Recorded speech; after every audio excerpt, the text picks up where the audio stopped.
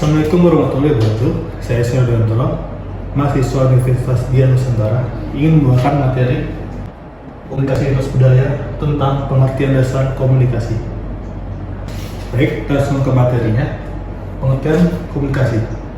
Komunikasi adalah suatu proses penyampaian informasi, gagasan, emosi, keahlian, dan lain-lain melalui penggunaan simbol-simbol seperti kata-kata, gambar, angka-angka, dan lain-lain. Sekarang kita lanjut ke jenis-jenis komunikasi. Yang pertama ada komunikasi verbal. Komunikasi verbal melibatkan penggunaan kata-kata dan bahasa yang menyampaikan pesan. Ini bisa terjadi secara lisan, di mana pesan disampaikan melalui percakapan langsung atau secara tertulis melalui surat, email, atau pesan teks. Komunikasi verbal seringkali menggunakan struktur kalimat dan kata bahasa yang terstruktur untuk menyampaikan pesan dengan jelas dan dipahami. Contohnya termasuk pidato, presentasi, atau percakapan sehari-hari. Selanjutnya, komunikasi nonverbal. Komunikasi nonverbal melibatkan penggunaan ekspresi wajah, gerakan tubuh, bahasa tubuh, postur, intonasi suara, dan kontak mata untuk menyampaikan pesan tanpa menggunakan kata-kata. Komunikasi nonverbal dapat memberikan informasi tambahan tentang emosi, sikap, dan maksud di balik pesan yang disampaikan secara verbal. Contoh komunikasi nonverbal meliputi ekspresi wajah, isyarat tangan, bahasa tubuh yang menunjukkan ketertarikan atau ketidaksetujuan, dan intonasi suara yang menggambarkan emosi.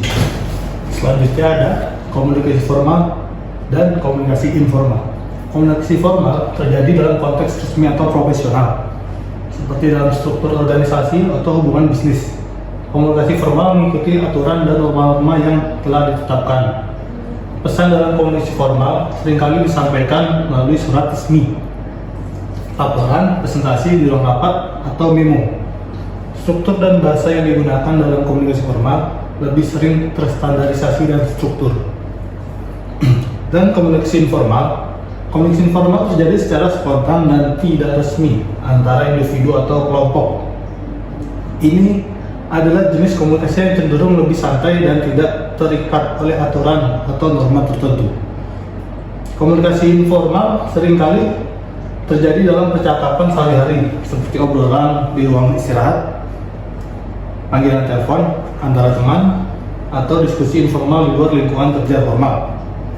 Bahasa yang digunakan dalam komunikasi informal lebih santai, kadang-kadang menggunakan bahasa gaul, seringkali lebih mengikuti aliran percakapan yang spontan. Selanjutnya, hambatan dalam komunikasi. Masalah dalam pengembangan pesan. Sumber masalah potensial dalam membangun suatu pesan adalah dalam memformulasikan suatu pesan. Masalah dalam menyampaikan pesan. Komunikasi dapat juga terganggu karena munculnya masalah penyampaian pesan dari pengirim ke penerima. Masalah dalam menerima pesan. Masalah dalam menerima suatu pesan antara lain adanya persaingan antara penglihatan dengan suara, kursi yang tidak nyaman, lampu yang kurang terang, dan kondisi lain yang dapat mengganggu konsentrasi penerima. Lalu ada cara mengatasi hambatan komunikasi.